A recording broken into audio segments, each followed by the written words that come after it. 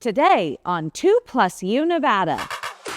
Not all bugs are bad, and some of the things you can do at home, simple things like, hey, let's leave a pile or we don't rake up our leaves, and different things like that you can just do at your home to help the insect population. A free learning event tomorrow to get your whole family interested in bugs.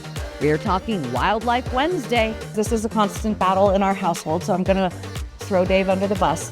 How full should a dryer be when you are doing a dryer load? The dryer vent wizard is in our studios to talk about laundry safety and really just how much is too much in your dryer. Their effectiveness is so minimal after 10 years, it's not worth it. We are talking smoke detectors and their efficacy, what the Red Cross is doing to ensure every household is safe regarding fire response. You're watching 2+U Nevada. It's home. Put everything back in your house the way you like it. With community and family. And this really is a family affair. It's local food. I got garlic in mine, capers. It's health and wellness. Plus, But we don't have these, and we could be using them. with plenty of entertainment. 2+U Nevada, brought to you by 911 Restoration. Thank you for joining us for this edition of 2+U Nevada. I'm Sarah Johns, your host.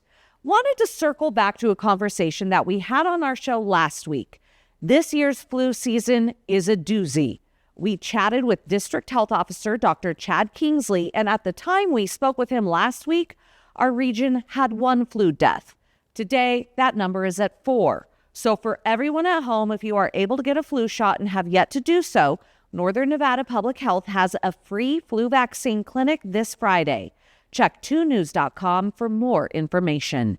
If you cannot get a vaccine, please be diligent in washing your hands and social distance yourself, especially if you're in a sensitive health group. We have a fantastic show lined up for you today. Don't go anywhere. Thank you for joining us today for 2+U Nevada.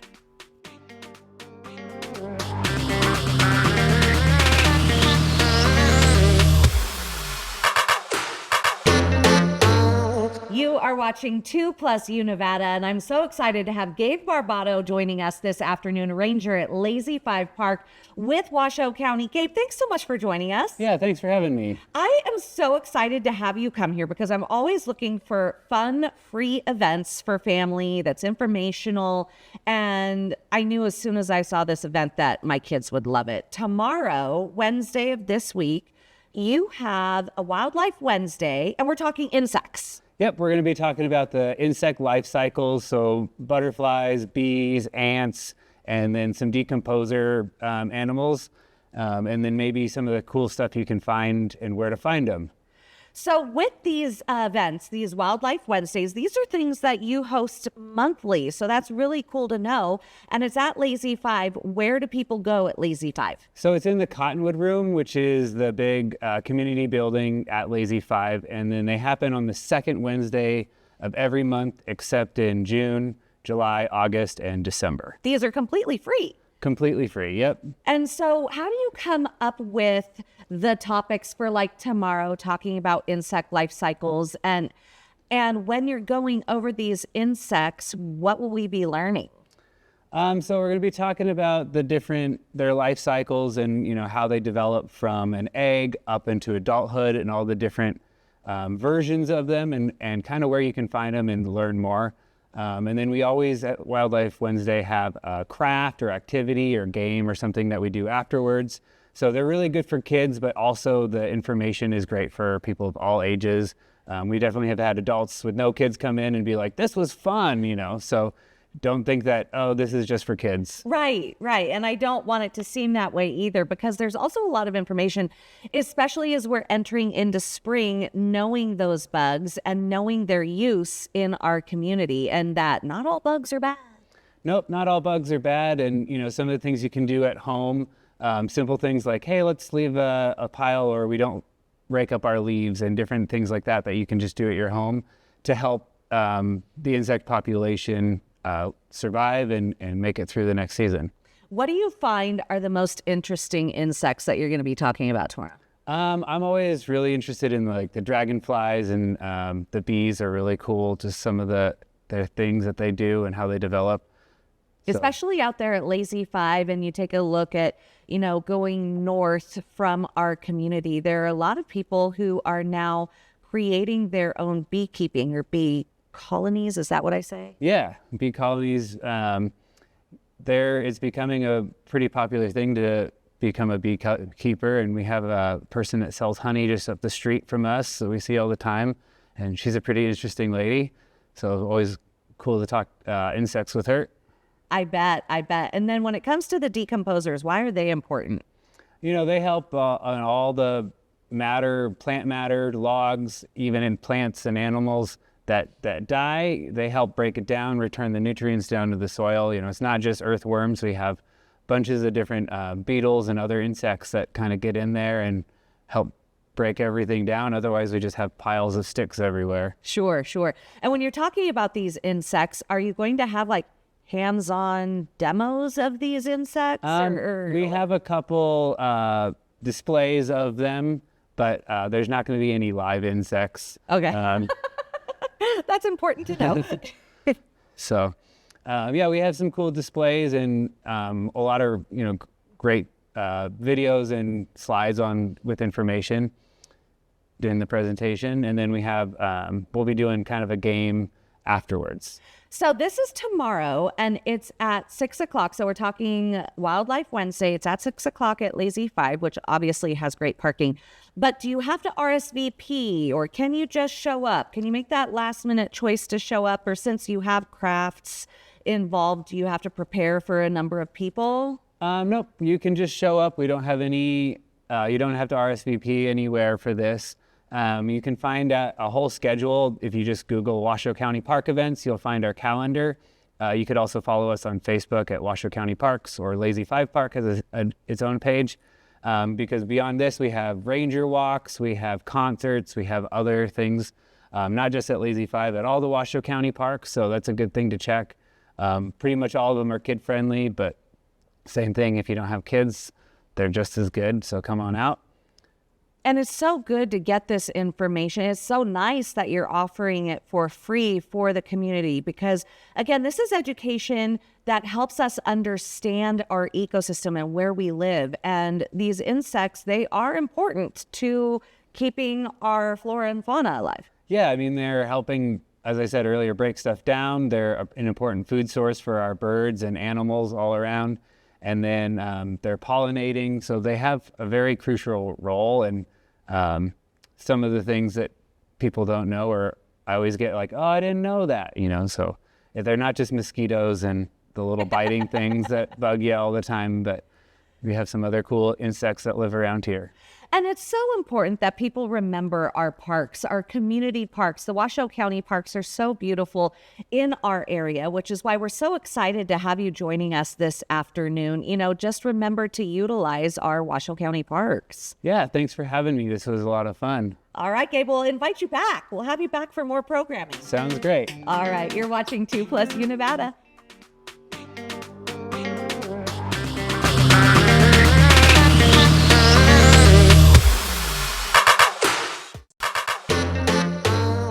You are watching 2 Plus Univada, and joining us this afternoon, we have some very prestigious people in the house. Thank you so much for joining us. We have Assistant Special Agent in charge of the FBI, Nathaniel Holland, and we have Executive Assistant United States Attorney Sue Fahami. So what does that mean for you at home? Okay, Nate is in charge of the FBI for the state of Nevada. And Sue is in charge of the U.S. Attorney's Office in Reno. She's the number 2 in the state of Nevada, number 1 here in our region.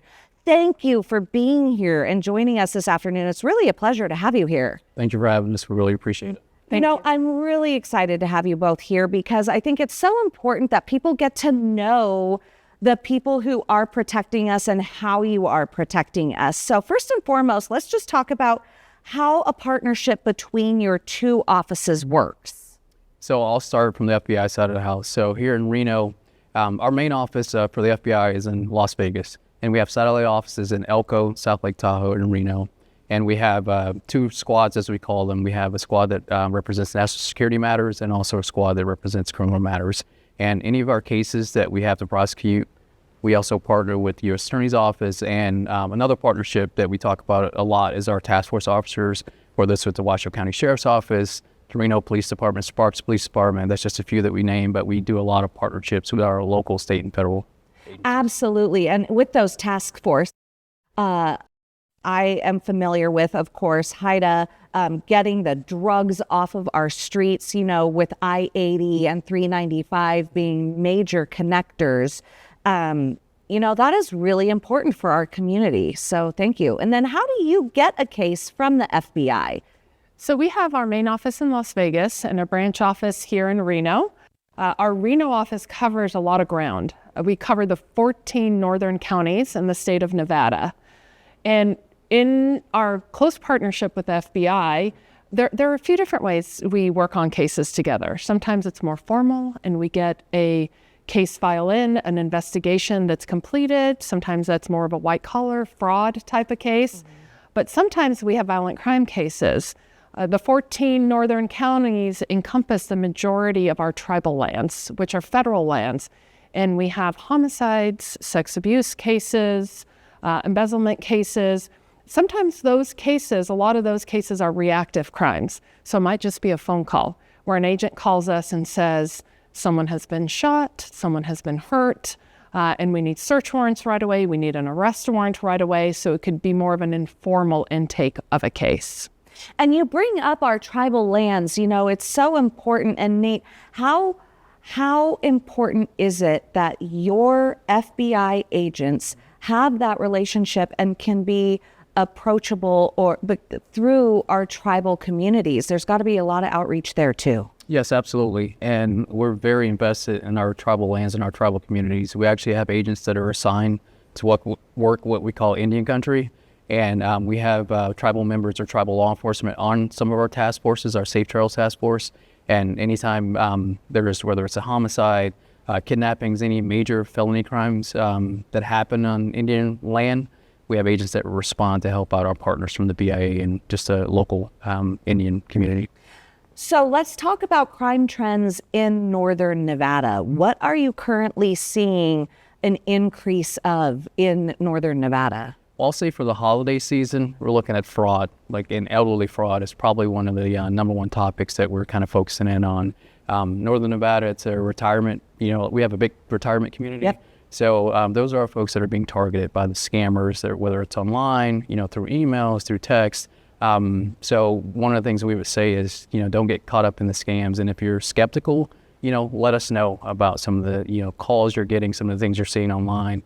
Romance scams is probably one of the big ones we're seeing as well. In elder fraud? Absolutely. Wow. Where, you have some of our elderly folks that are lonely, they may have lost a spouse, and someone reaches out to them and all of a sudden befriends them. And if it sounds too good to be true, it's probably too good to be true as well. And a romance scam can lead into, fraud. And just, we've seen seniors losing their retirements because of these scams. Oh, that's just so heartbreaking. And Sue, once it gets to your office with these elder cases, are there enhancements that the federal government can then use because the victim is elderly? Yes, there are enhancements when it comes to that. Also, there are enhancements when it comes to the amount of loss. Mm-hmm. And I also wanted to add that I think it's very important for us to keep the lines of communication open with our elderly family members and friends, because what we find a lot of time is that these crimes are not reported because they feel embarrassed, ashamed. So it's important to keep those lines open and to talk to them regularly. 100%. Yeah. Because I'll just tell you, my parents will call me and be like, hey, we got this email, or hey, we got this text and it's supposedly Amazon saying da da da da da da. And I'm like, nope, that's fraud. Don't even touch a link. Don't do it, And so having that relationship so that your family members do feel comfortable enough to know that you won't shame them. And I'll add on to that. We have an Internet Crimes Complaint Center, ic3.gov, where we encourage our elderly folks and even just regular folks to visit the website And it's a reporting mechanism to discuss what's happening, whether it's internet, like cyber internet crimes or fraud.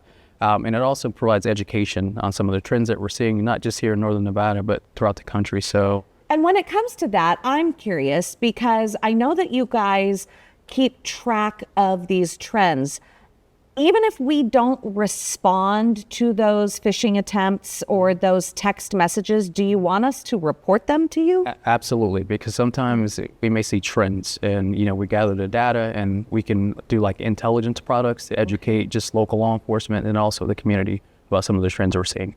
Okay, we're running out of time, but since I have both of you sitting here, I do want to talk to you about the current situation that we're in at a time when there is, no matter what side you're on, some sort of distrust or mistrust of federal government. How do you handle corruption? We treat corruption just like we treat any other crime. If we get a complaint in, we're going to assess it. And if it needs to be, worked as an investigation, we'll consult with the U.S. Attorney's Office and treat it as the same. Yep. And we do the same. We treat it as any other crime, any other investigation that is submitted to our office. Well, I can't thank you both enough for being here. We're going to have you back. Thank you very much for joining us this afternoon. Thank you very much. We appreciate it. Thank you. You're watching 2+ Nevada.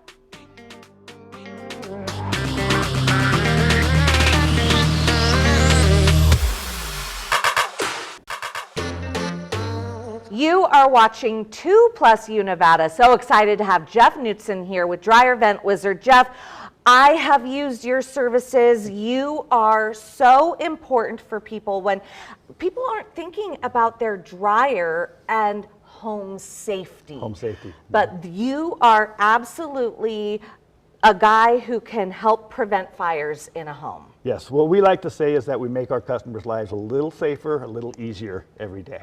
You're not spending the whole day Saturday after we're done doing laundry because it takes forever to dry your clothes. When we're done, you're going to dry that thing in less than an hour. Well, and that's what I love too. Okay, so mamas or whoever is in charge of laundry at home, if your dryer is taking too long to dry, you were telling me there are some key points that you can tell whether your services are needed. So if you got a newer dryer, it's going to shut off if it gets too hot and the clothes aren't dry yet. So you're having to turn them on again. That's one of the signs. It takes forever to dry clothes. If your dryer is getting hot to the touch on the top, that's a big warning sign.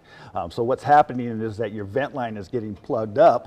Just like this. It's lint, and then it doesn't let the air and the moisture and stuff expel out. So your dryer just, it notices that it's not dry yet, so it just gets hotter and hotter and hotter. And this is so disgusting, but also very true to life. This is exactly what you see on a daily basis when you're going to help with dryer vents. So, I mean, obviously these are what we typically pull off of the lint grate or whatever, but all this lint bypassed that and is getting stuck in the tubes.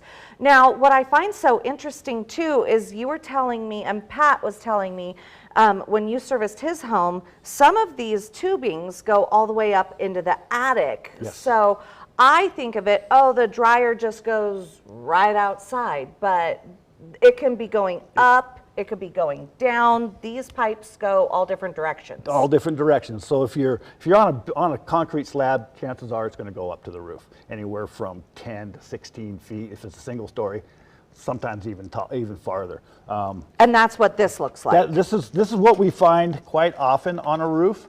This is actually a J vent. It is not a dryer vent.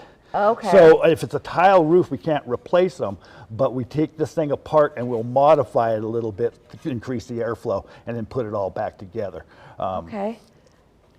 So let's talk about when your services are needed. Usually a dryer is hot to the touch on the top or too hot, and your clothes are coming out wet or damp, or it's taking way too long for your dryer to work. Yes. So then we call you out, and I'm speaking because I know what you do, but tell folks at home, you've got 10 points or 14 points, like this checklist that you verify and make sure that all these dryer vents are clean. Yes, so when our technician arrives at the home, he's going to show up, he's going to ask you some questions about your laundry habits, how much laundry you do, how many people in the house. We're going to start our inspection. We have a 10-point checklist that we go through, and we look at everything from how the dryer is hooked up behind it, all the way out to where the termination comes out of the house. And depending on what we see, we may or may not climb underneath houses into crawl spaces or up into attics. We're definitely going to want, if it goes to the roof, we're definitely going to want to get up onto the roof to take a look at it. We do find issues,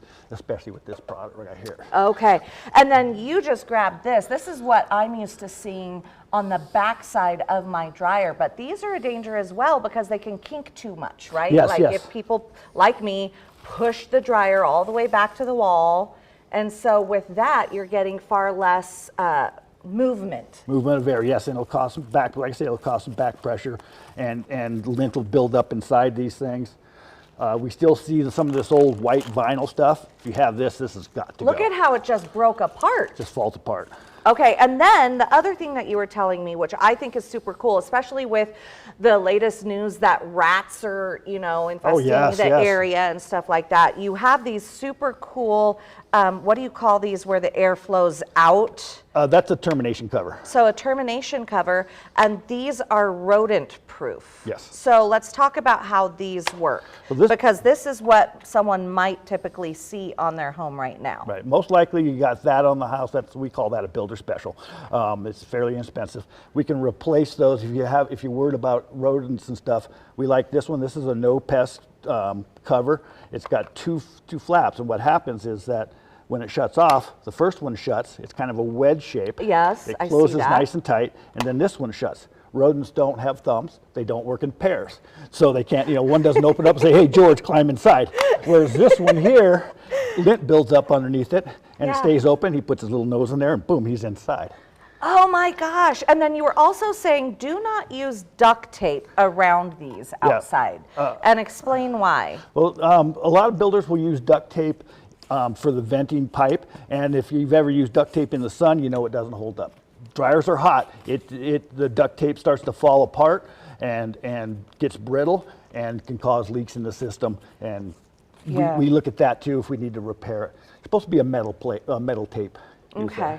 And let me ask you, because this is a constant battle in our household, so I'm going to throw Dave under the bus. How full should a dryer be when you are doing a dryer load? I wouldn't fill it any more than halfway up the drum, at the most. I And will. don't push every piece of clothing you own inside there, because it's got to be able to tumble around. The air's got to circulate. It's got to be able to evaporate that moisture that's in your clothes. Absolutely. Okay, thank you so much for joining us. Where do people go to get an appointment with you? You can book yourself an appointment online at dryerventwizard.com, or you can call our scheduling center at 866-498-7233. Jeff, it is so good to see you. Good Thanks seeing for you again. joining us this afternoon. Yeah, thank you. You're watching 2+ Nevada.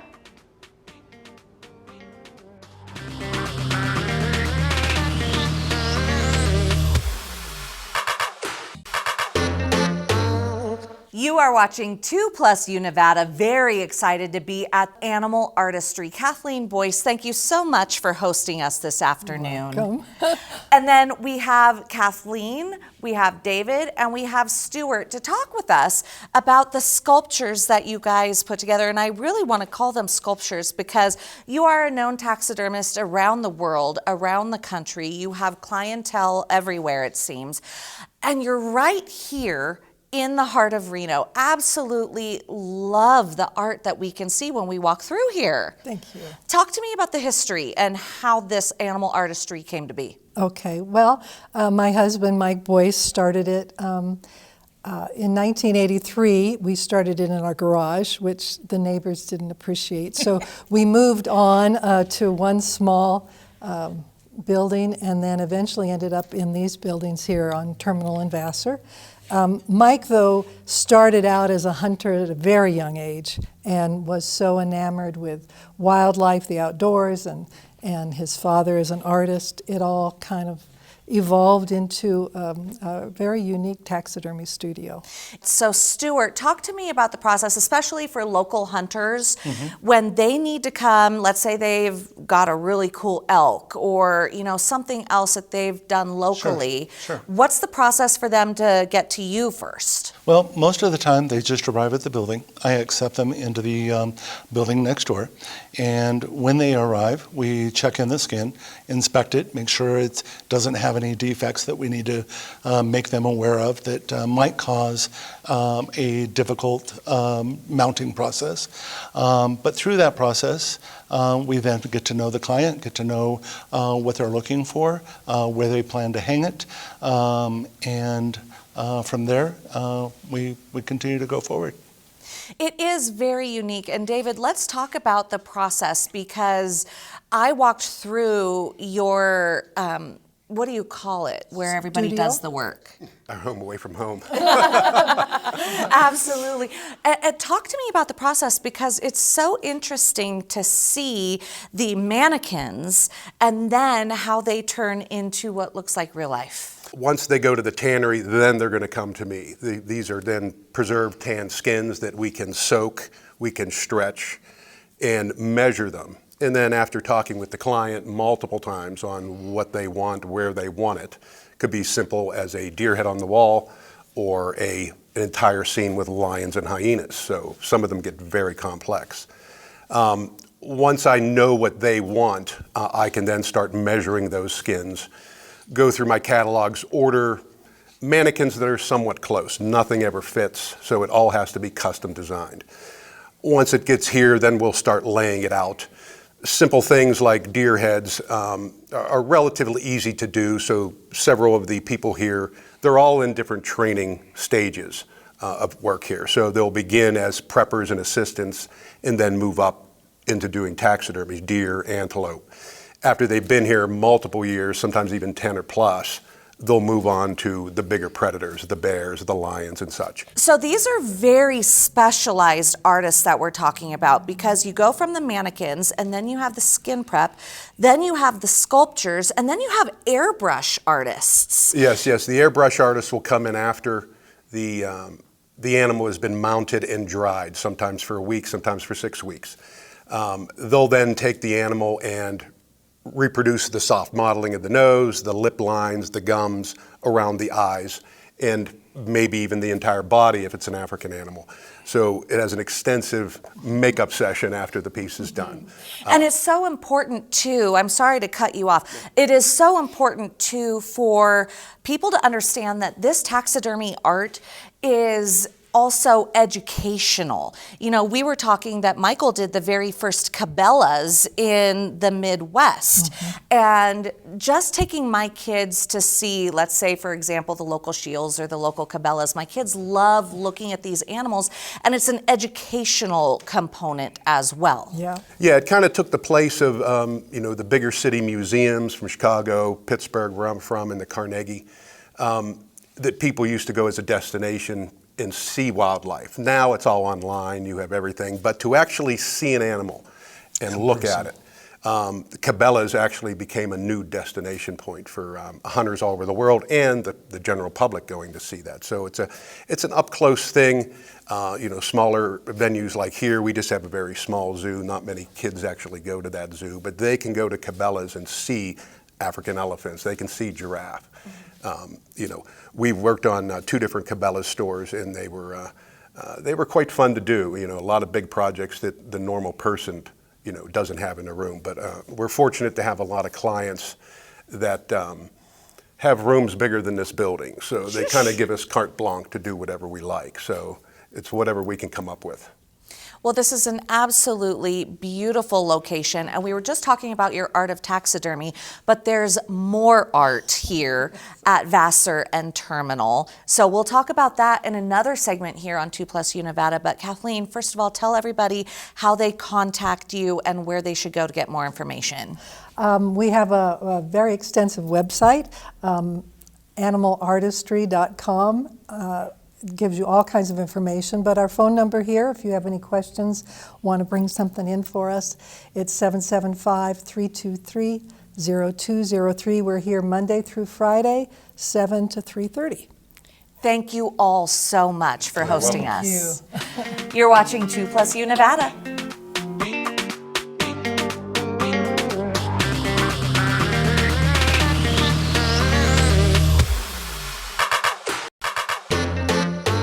You are watching 2+U Nevada. Joining us this afternoon, Kim Eason of the Red Cross of Northern Nevada. Kim, thank you so much for joining us this afternoon. Thanks for having me. So you have a pretty big title, a long one, and I already forgot it. So it's Community Disaster, really, what is it? Community Disaster Program Manager. So that's a pretty big deal because the American Red Cross of Northern Nevada covers quite a bit of acreage. So tell me what your role is. So my role is to run the disaster program for preparedness, response, and recovery for the top 13 counties in Northern Nevada. So it's 12 counties plus Carson, makes that 13.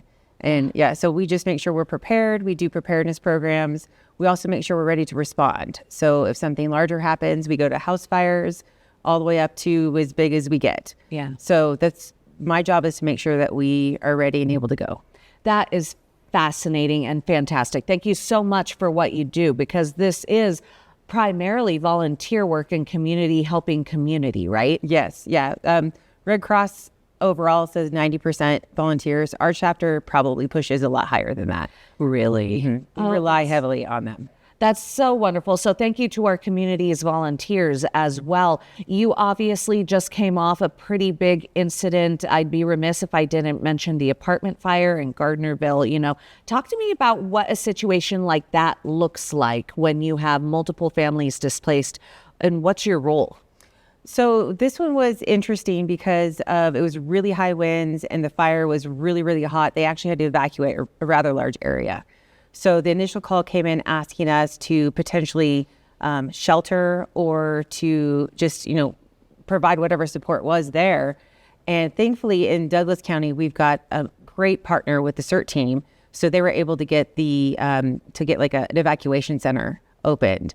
And so then we could assess to see if we needed a shelter or not. But it takes a long time, right? And people are displaced. So our primary function is to take care of people. And they're scared. They don't know what to do. They don't know where to go. And that's why we work with our government partners to open facilities like that. Like in this case, it was evacuation center at the community center. And people could come and they could stay there and wait for information and wait for the fire to stop, right? And so once the fire's out, then we can start to assess. And that's exactly what happened. We were able to work with our county partners and the fire department and get people back in to the units that were not destroyed. And then we step up and start taking care of people who have had in this case, it was all destroyed. But even if it's just a small fire, a lot of times we can walk people through different steps of like how to clean clothes, how to do small repairs. We can connect them with resources in the community. But in this case, it was completely destroyed. So we sit down and we talk to them. And the main thing that we provide, that our volunteers provide, is compassion, right? That is the number one piece. People are extremely scared when they've had a fire. And having somebody there who says, hey, I'm here for you, I care about you, is critical. And sometimes that's all they need. And others, they need a lot more. They may need some sort of assistance. We do immediate emergency needs, so we can help people with food and shelter and clothing for the first few days. And then from there, we help connect them with resources in the community. And that's part of our preparedness side, is making sure we identify those partners in our community in advance. So we're not trying to scramble and say we don't have something for them. Right. So it's a constant evergreen thing that we're doing. We're constantly looking for partners. We're constantly looking for volunteers. We're constantly making sure that we've got the word out that we're here and available. You know, you just mentioned the being proactive and having programs as well, because I mean, when a disaster strikes, you never know it's going to happen, but at least you need to have some knowledge that there's smoke or flames coming your way. So that way, that early exit, you can save lives, save pets, gather stuff immediately, those immediate needs like medications and stuff. So you also have a program that you want folks to know about smoke detectors. So talk to me about that. Well, our smoke detector program is led by volunteers, and right now we do, somebody calls up and they ask us, hey, can you come check my smoke alarms? We do. We have our volunteer teams go out and they will install the smoke alarms. They will check them, and if they're not too old or they're not damaged, then we'll leave them. I mean, there's no point in replacing something that's not broken. But a lot of people don't know that smoke alarms, they are pretty much bad at 10 years. If your smoke alarm's older than 10 years, you need to replace it. I had no idea. Most people don't. Yeah. Wow, because you think you get that annoying battery beep when you least expect it at 2 a.m. and Yeah, it that will wakes you up. happen. Yeah, It happens a lot. so you think that they're working because your battery is beeping at you, but really and truly after 10 years they go bad. Yeah, their effectiveness is so minimal after 10 years. It's not worth it. You just need to replace them. And we actually worked. We worked with the county to identify a neighborhood to help with. And we were doing a wildfire thing at that time, but we also did the smoke alarms. And when we were talking to them, they were doing everything they possibly could right, but they didn't realize their smoke alarms are 20 years old. Jeez. And I'm like, those are bad. You know, I'm just thinking about this because our home, it was built in the 70s and we've lived in it 8 years and I haven't touched the smoke alarms. Got to check that date. So I'll be calling you, right? Now that you're here. Yeah. Oh my gosh. So how do people get in touch with you? How can people get the volunteers out and learn about the smoke alarms that they have in their house? Well, because we have volunteers, what we do is we have a system where you call in to our number, and that is 775-954-1185. One day I will memorize that. And we'll put it on the TV as well so people can see it down below. Yeah, and just leave us a message, and then we have our volunteer lead will give a call back and schedule an appointment. Right now we have teams for Wednesday and Friday, which is extremely inconvenient for people who work. So we're looking for volunteers. So if there's people who are interested in helping with installing this, and this can be a group too, right? Lions Club, Kiwanis, something like that. They are always welcome to help us with that installation piece. That's fantastic. And then outside of the smoke alarms, if people want to contact you because they want to be a volunteer, if they need some sort of help, how do they reach you? So 1-800-RED Cross is our main number for everything. You go call that number, you can push whatever button you need to get there, right? You can also, if you're ready to volunteer, go to redcross.org/volunteer, and that will get you started on the volunteer path, which I would love to have you. We hope that people reach out to you. We hope that people volunteer with the Red Cross of Northern Nevada. Thank you so much for joining us this afternoon. Yeah, thank you so much for having me. You're watching 2+ Nevada.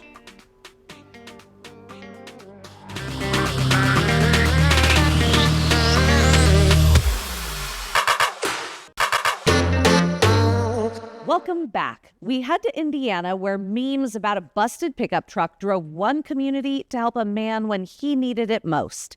Steve Hartman reports. To Orange County now, where one man who suffered a heart attack on a pickleball court last month just this week was able to shake the hand of the man who saved his life. Michelle Gilly has the story. You know, 1 minute you're there and you're enjoying time with friends, and honestly, it hit me so fast, I dropped. You know, I just dropped on the back of my head. Pickleball player and San Juan Hills High School football coach Rob Frith remembered nothing after his heart stopped on the court last month until he woke up in an ambulance. He told the crowd at Orange County Fire Authority Station 59 that his life was saved by San Clemente firefighter John Rollins. I am 1,000% an advocate for you have to act. You can't hesitate. You know, if someone goes down and it's a situation, if you don't feel a pulse and no breathing, you have to start chest compressions. Chest compressions saved my life. Rollins, who was about to celebrate his 3rd anniversary on the job, was off duty and playing pickleball in Orange County on the next court. As soon as he saw Frith go down, he rushed over and spent 10 to 15 minutes giving chest compressions until paramedics arrived. At first, it was just being there and making sure that he was stable. He was still breathing. He was just unconscious. And as soon as he started to deteriorate, I just knew you have to start chest compressions, keep the blood circulating. Several other things went in Rob Frith's favor that day, including the fact that the sheriff's deputy who showed up at the pickleball court had an AED in his patrol car. Rollins, along with a retired firefighter and nurse, all worked to keep Frith alive with the defibrillator and chest compressions. Doctors treating him for the sudden cardiac arrest eventually found an undetected heart defect. So this means everything. You are our forever hero, along with the other men that were there with you that day. Can't thank you enough. Frith's wife and son and daughter shared in the emotional reunion with firefighter Rollins. It felt good. It was really cool to know that we had the right people there at the right time to keep a family together. Stay with us. We'll be right back.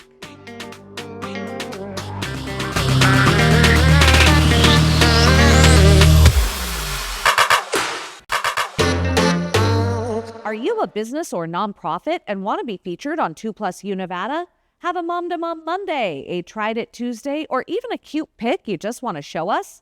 The whole point of 2+ Nevada is the plus you. You can send us your content by visiting our website. Head to 2news.com and click on 2+ Nevada. Or you can email us at 2plusnevada@ktvn.com.